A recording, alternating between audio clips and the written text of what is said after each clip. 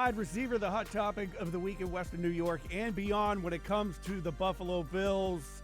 I'm Kevin Carroll. Welcome to the Buffalo End Zone Podcast, Andy. And it's what are the Bills doing to help Josh Allen and what they're not doing to help Josh Allen. Really sparked this at the beginning of the week on WGR 550, and it just kept building throughout the week as we get ready to hit the weekend here. Yeah, everybody talks about wide receiver all the time, and apparently Brandon Beane takes exception to that and does not think that it should be the biggest topic of conversation, especially given what they did in the draft and the needs that they had. But Brandon Beane's comments to WGR's morning show about their topic leading into his conversation with them got national headlines. Yeah. It's rare the Bills can make national headlines like that outside of what Josh Allen's doing, outside of what's happening in the playoff race.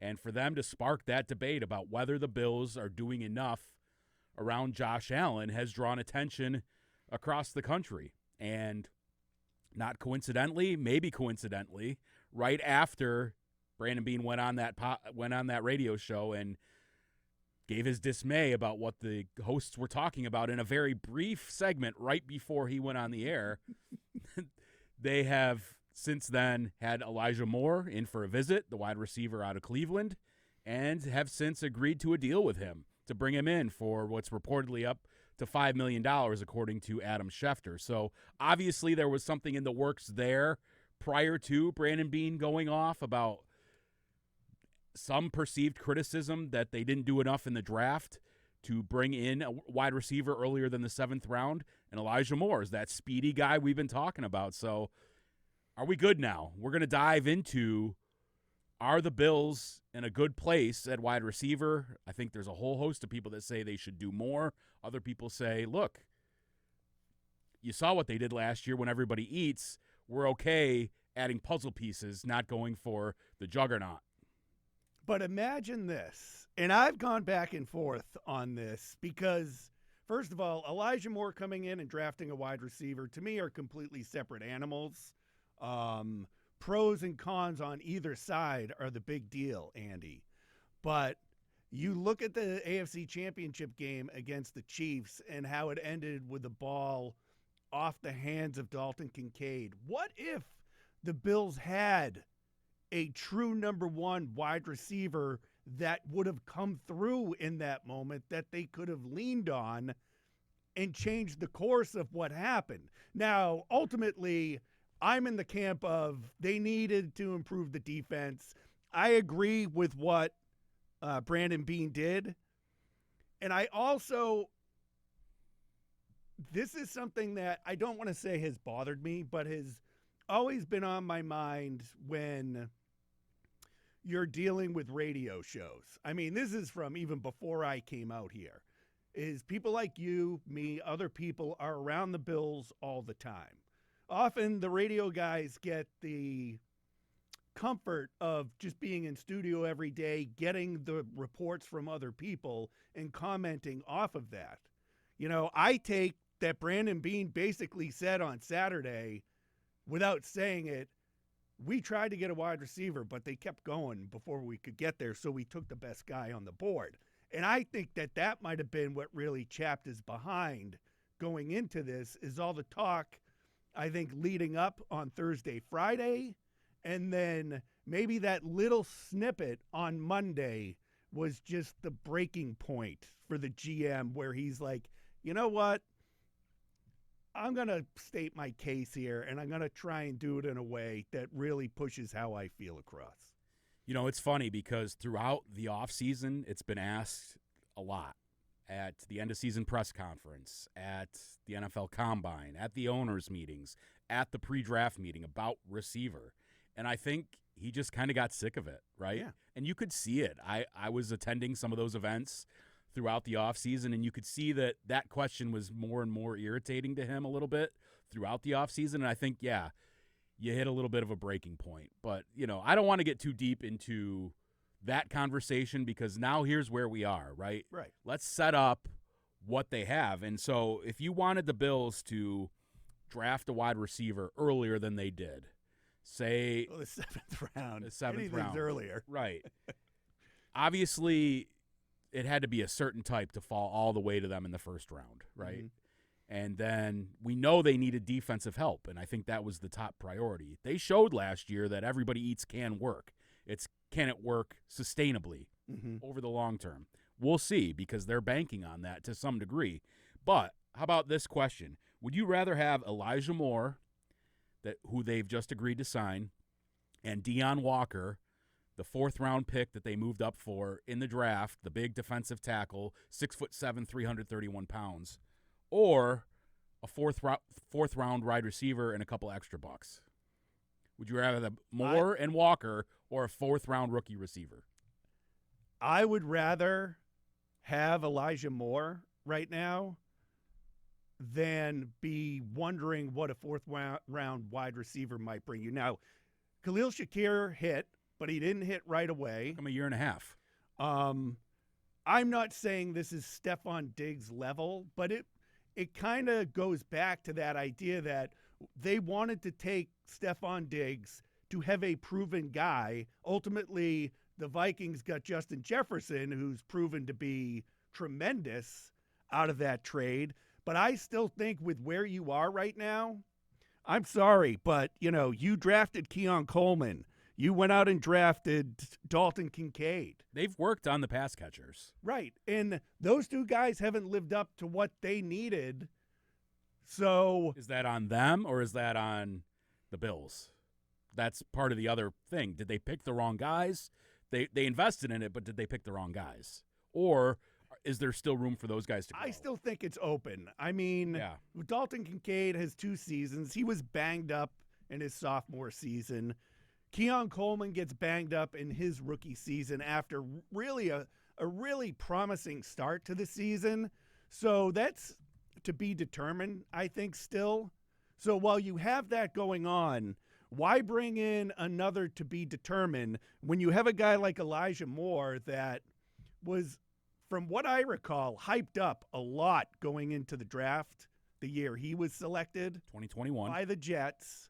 I think I even recall, people being mad that he was on the Jets. Like, oh, the Bills let the Jets get this guy instead of us getting him. They took Greg Rousseau that year. Right. Who else did they take that year?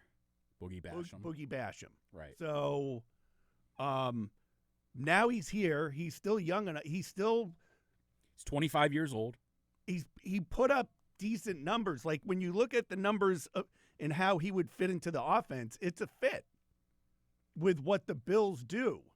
I'm just leery of, when you look at the wide receivers they have, this is only going to work until it doesn't work.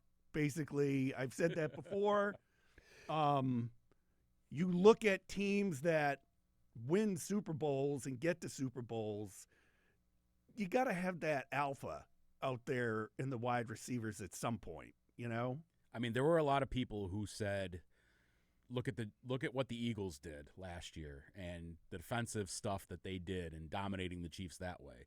They did, but they also have a ton of great skill position players and offensive linemen and defensive linemen and a running back.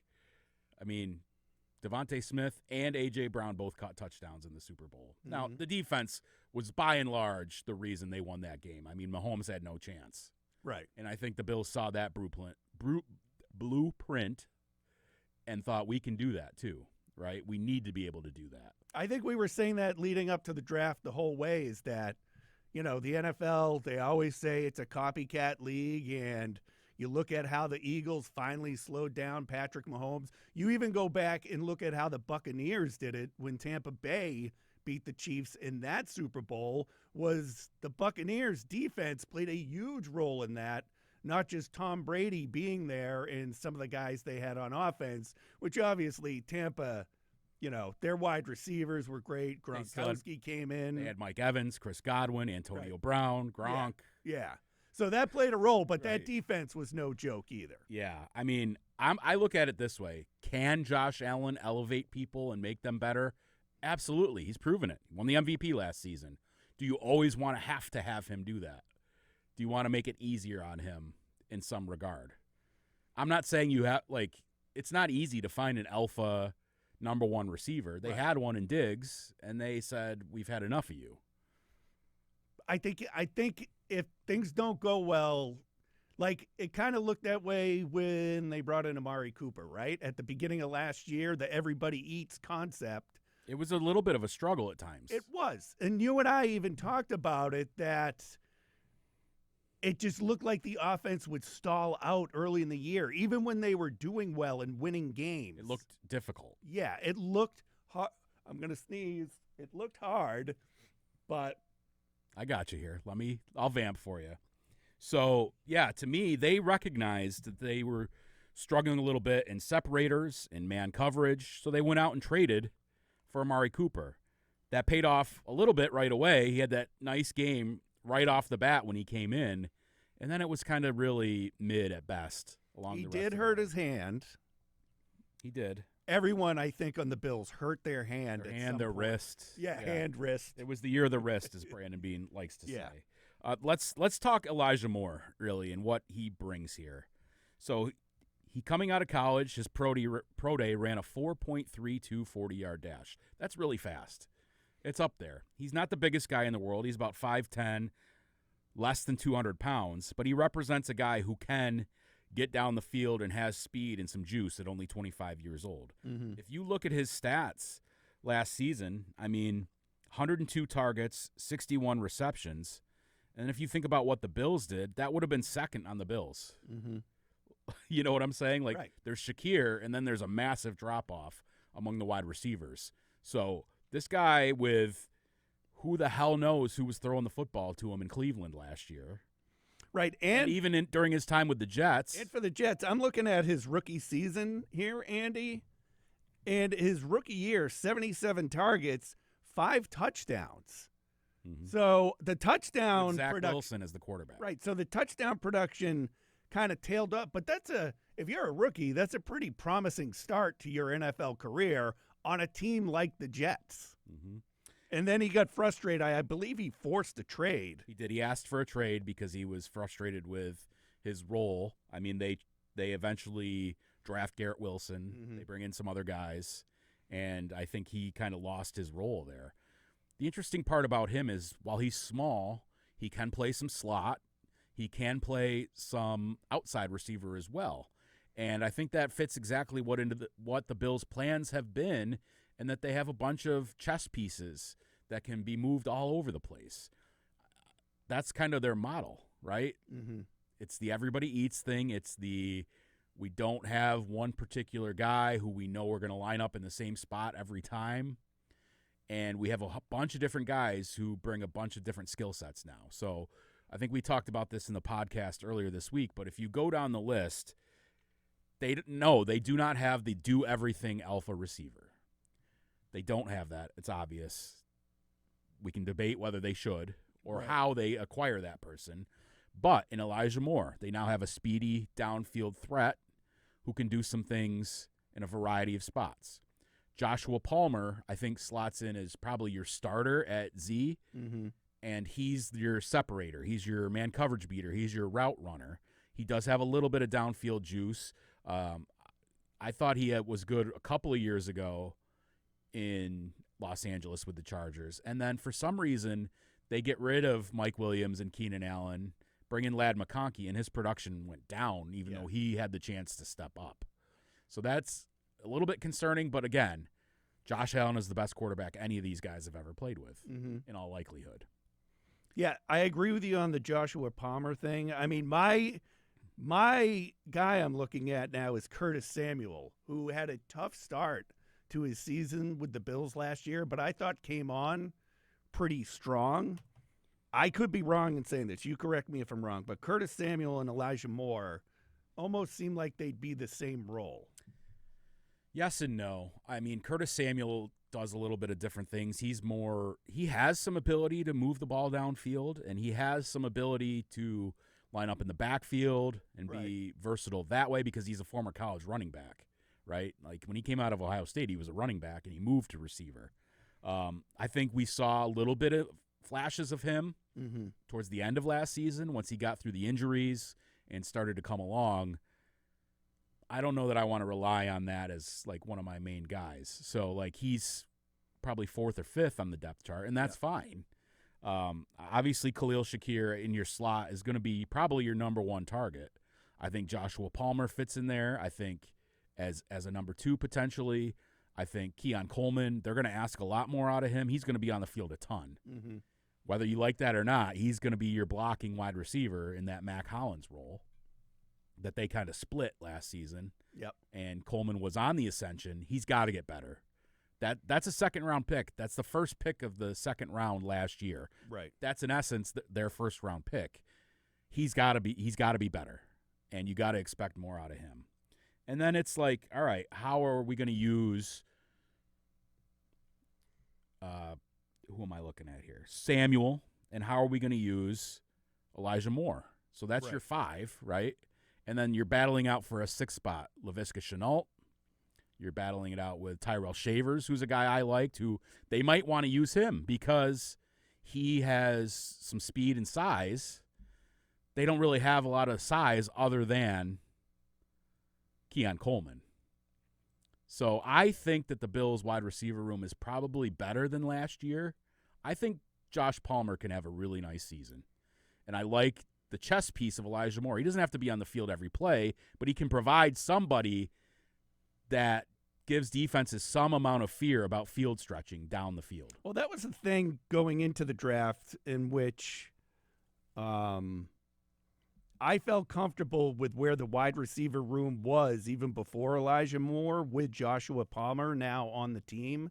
I thought between Shakir, Keon, Palmer, Dalton Kincaid, and I'm still a big Dawson Knox guy, you have playmakers out there. And you add to that James Cook, situation aside that is going on with him, and you think of the way the Bills' offense ran under Joe Brady, where it was a lot of run and pass being basically neck and neck most of the games, that I think when you have a group of wide receivers like the Bills have right now, it gives you the ability to do different things and still, let James cook, as they said at times last year. I think the addition of Elijah Moore satisfies what I needed to see, which was let's get somebody who can threaten a defense down the field, who can be a field stretcher, who can at least cause some concern there, that safeties can't just play up and stop everything underneath and in the intermediate areas.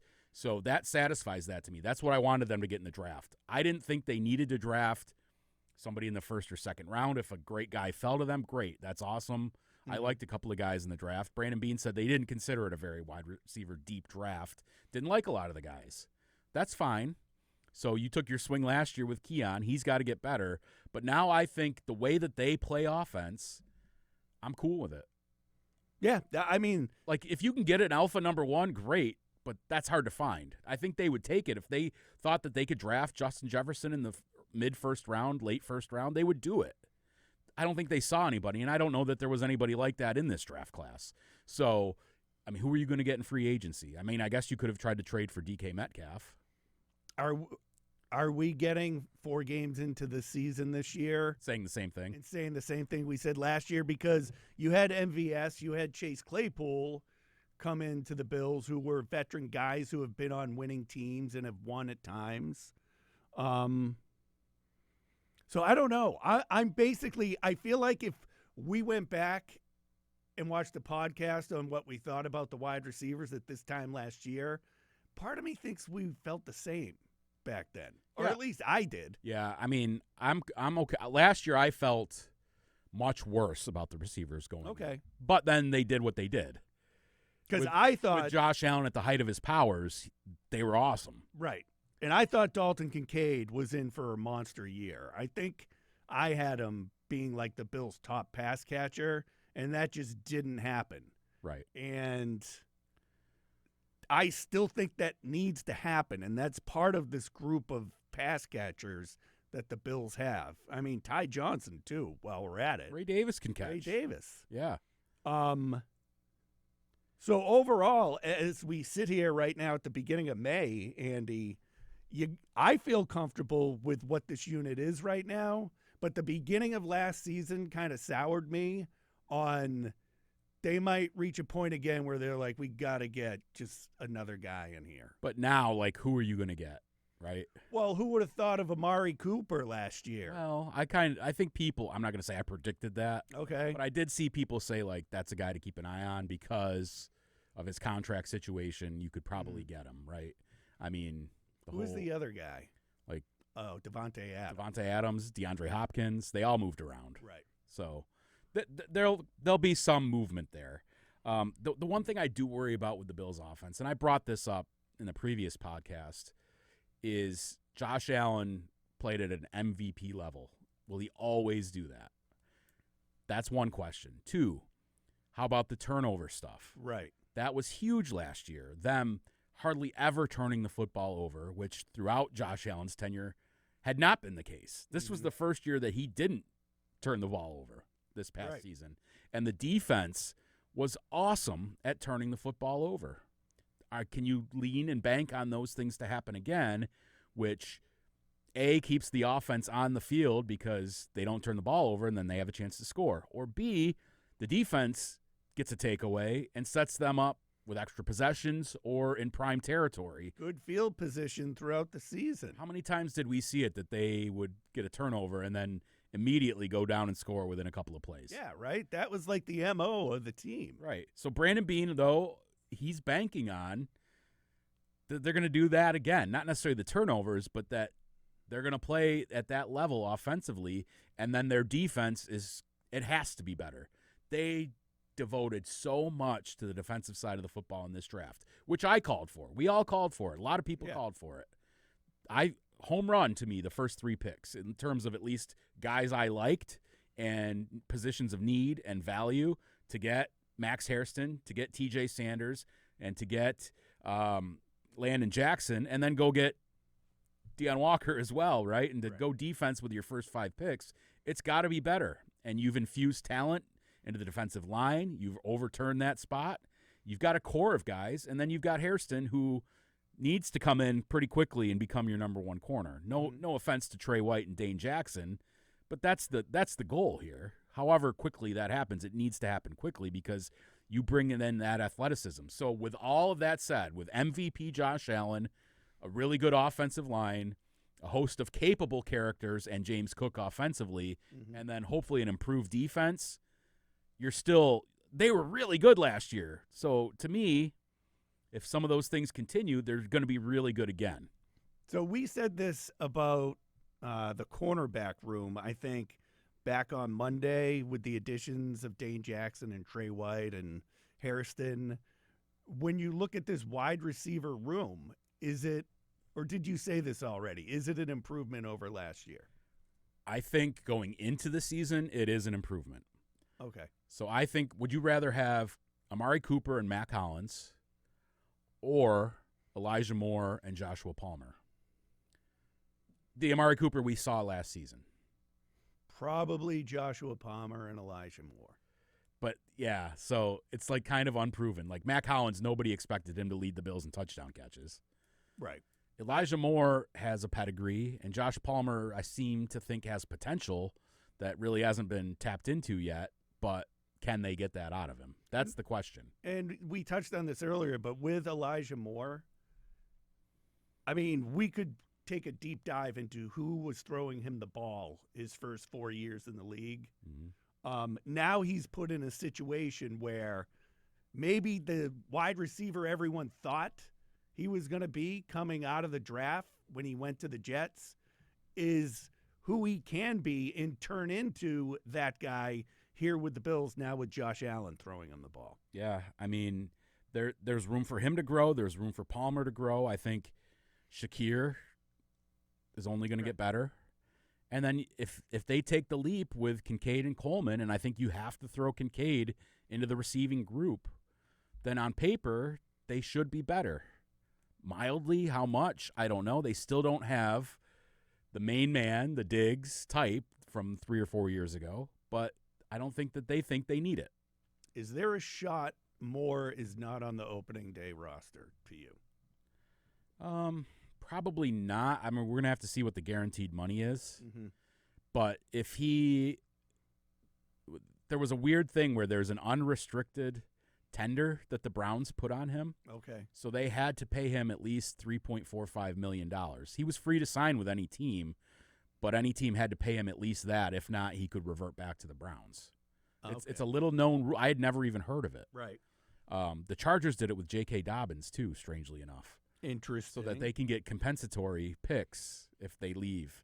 So, I mean, the deal was reportedly by Adam Schefter and others up to $5 million. I would think it's probably in that 3.45 guaranteed range, but just because that was what the tender was from the Browns. So, I mean, that's not a huge salary cap hit, but it's not nothing. And they're going to have some guys to cut along the lines eventually here, especially on defense once these guys are back from suspension too. Yeah, that's true too. Should be interesting. So there's of course a chance that Elijah Moore is not on the team. Look, Chase Claypool was not on the team. MVS made the team and then was gone pretty quickly. So there's certainly a chance that Elijah Moore doesn't perform during training camp in the spring and he's gone. I mean, right.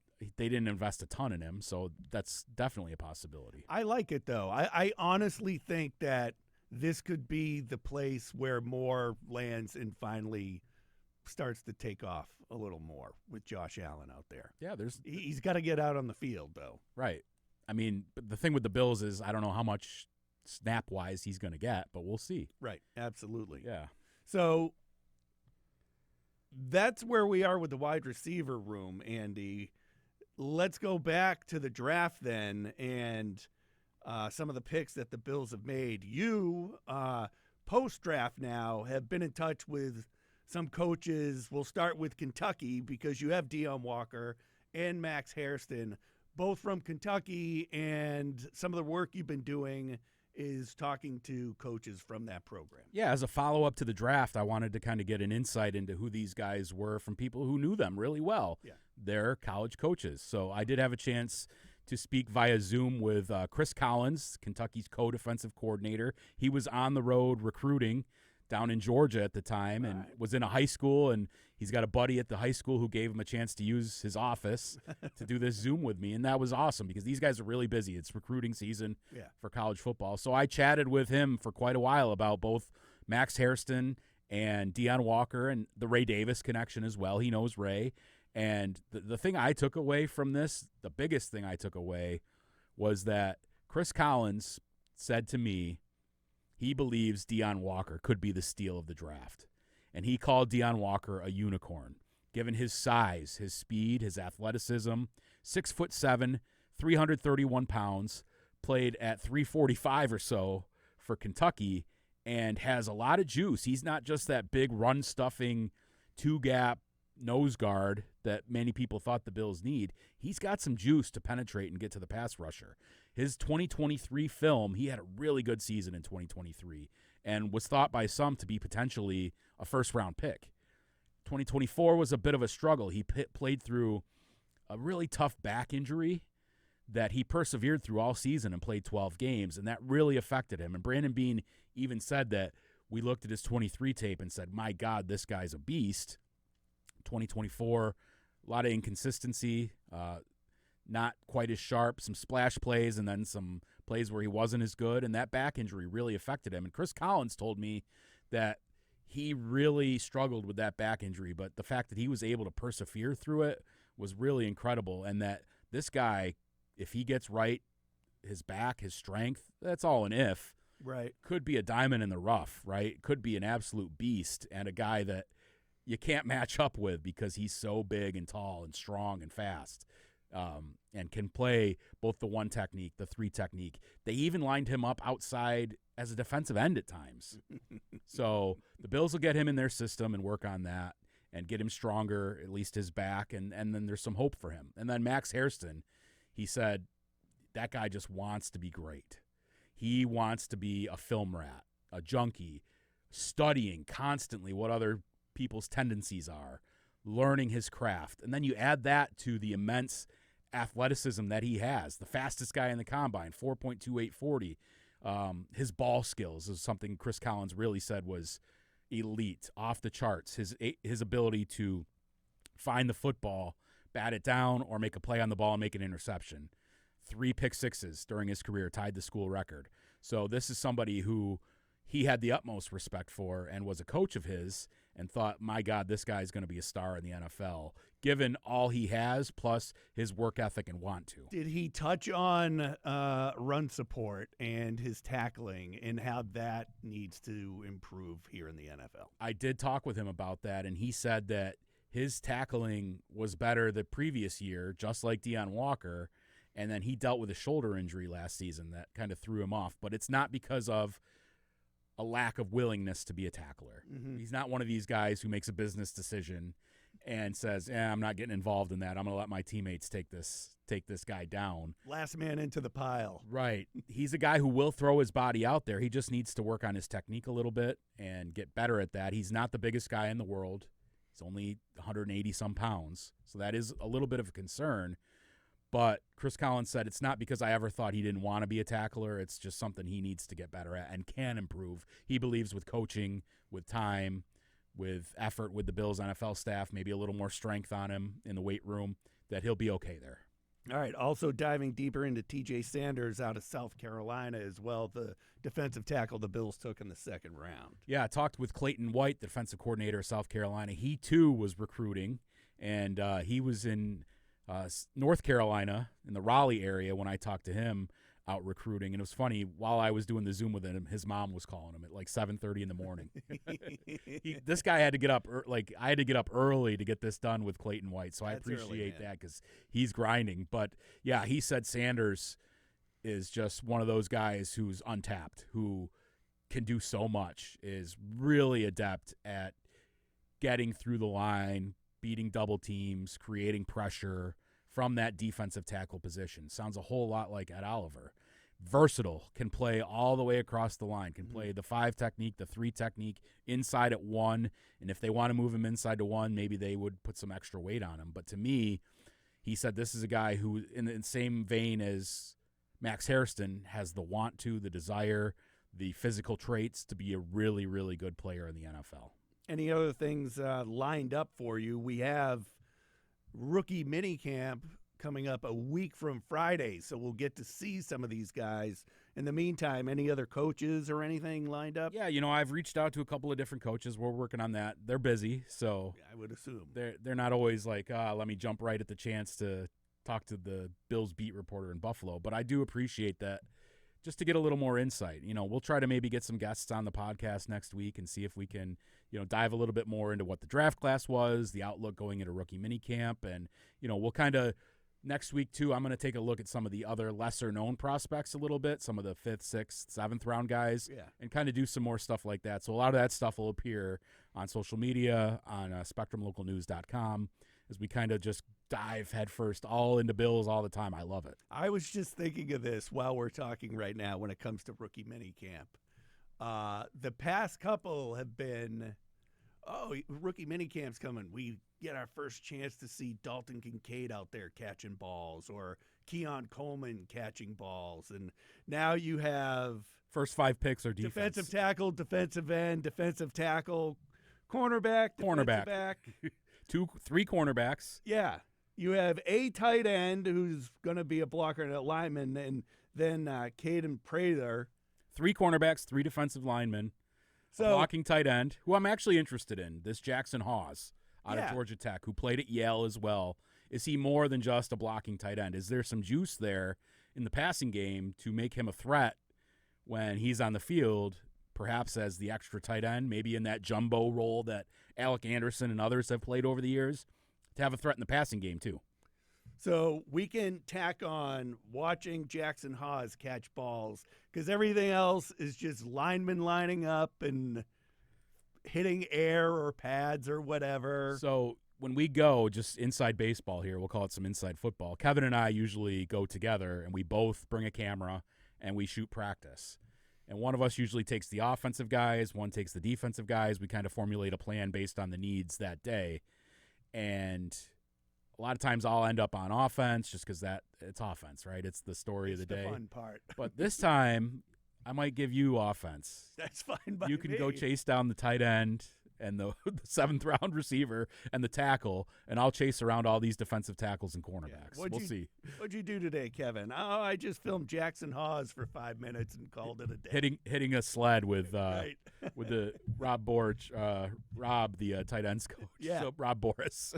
So it's just I'm just like having a flashback while we're sitting out here. It's like Josh Allen's arrival, Keon Coleman's arrival, Kincaid's.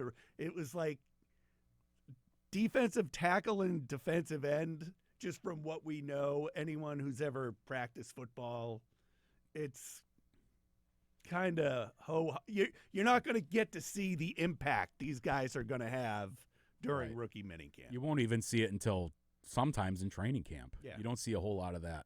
Following week after rookie minicamp, which I believe is Friday the 9th or something like that, or 8th, whatever, next Friday, then the following week is the schedule release. Yeah. And then a couple weeks after that, we've got OTAs and minicamp. Like, dude, it's flying. Like, I know. We knew it was going to happen. You know, the pain of losing in the AFC Championship and then watching the Super Bowl, and then things start to shift towards what the draft is going to present. Then you get the schedule, and everyone can nitpick and go through the schedule on what's about to come up. And then, you know, you get to see the guys out on the practice field in May and early June, and you get that month off, and then training camps here, and then boom, you're off and running once again. It's crazy. Keyword there, month off. Yep. You and I both. Goodbye. See you at the end of July. I didn't write anything down, Andy, but let's do a little 3 and out here. Okay. Let's start with the Kentucky Derby. Kentucky Derby. One of your favorites. And 20 horses in the Derby this year. And I love the Kentucky Derby, the Triple Crown stuff. But you and I were talking earlier. Once you stop making money off of horse racing, you kind of, especially now with what you can do on your phone and whatnot, it kind of fades away. But I still like the Kentucky Derby. It's great. The whole day is fun. What they do on TV is fun. I'll eventually look for a horse. There's a horse named Publisher. Didn't you say there was someone called Journalism? Yeah, there's a horse named Publisher, and there's one named Journalism. So for us in the media Shots business, at the media here, is that good or bad? I don't know. Journalism going off at 3-1. So Publisher 20-1. The Journalism horse is up there, Andy. Wow. Sandman 6-1. All right, that's it. I'm trifecta box. I'll go. Yeah. All right. Did you? Do you have any thoughts on this whole Bill Belichick interview with his girlfriend there and all the heat that came off of it? It was so awkward. I couldn't watch it. I watched a clip of it, and I was like, I can't even watch this. Yeah. I don't want to know anything about it. You know, my family lives in New England, so they talk to me about it. But even everybody there who has, like, moved on from Belichick at this point, just, like, I don't know, you're split between it's awkward to listen to who cares, let a man live his life. I don't care at all. That's where I am. Yeah, I don't either. And I don't get why it's been in my feed constantly throughout the entire, even today. I was at the gym. It was on 2 of the TVs while I was working out at the gym. Yeah, and then the whole hullabaloo about, they didn't portray me the way they said they were going to, or whatever. Dude, you're a veteran of the NFL for like 50 years. You know that, like, they don't have to, anything you say in a conversation, they don't have to portray you anyway. Right. It's whatever you say. It's whatever story is out there. They don't have to agree to any of those things. So, come on. That's just sour grapes because he was salty that he and his girlfriend looked weird in that thing. I almost regret I even just brought it up. That's how uninterested I am in it. I am not interested. Andy, what you watching? Nothing. Anything at all? Not anything. I was just telling you, I have not turned on the TV to watch a show at all since the draft ended. I have literally been like this since the draft ended. aside from watching that Dr. Phil live we talked about back on Monday, have told my wife, Claire, put on whatever you want. I'm not even going to pay attention. I'm going to bed. Either I'm working or I'm eating dinner or lunch or going to sleep. I don't care. I still put Seinfeld on Netflix to fall asleep to because I know every line, every episode, everything that's going to happen in Seinfeld, that you can fall asleep to it because you know everything that's going to happen already. But I'm with you. Oh, I did finish watching Full Swing this season. It's good, isn't it? I still like that show, even though I wasn't on this past season like I was a year ago. But yeah, I forget about some of the stuff that happened last year. So, Yeah. I mean, that series has become great. Yeah, I mean, all the live stuff and the guys who are like struggling with their games or the up and comers. It's really cool. Yeah, love it. All right, we'll try and get a guest next week, Andy. We'll shoot for next Wednesday, yeah? Yeah, we'll see sometime next week, and then we'll probably do another one at some point after rookie minicamp too. Yeah. Whether that day or the following week. Thanks for joining us, everybody.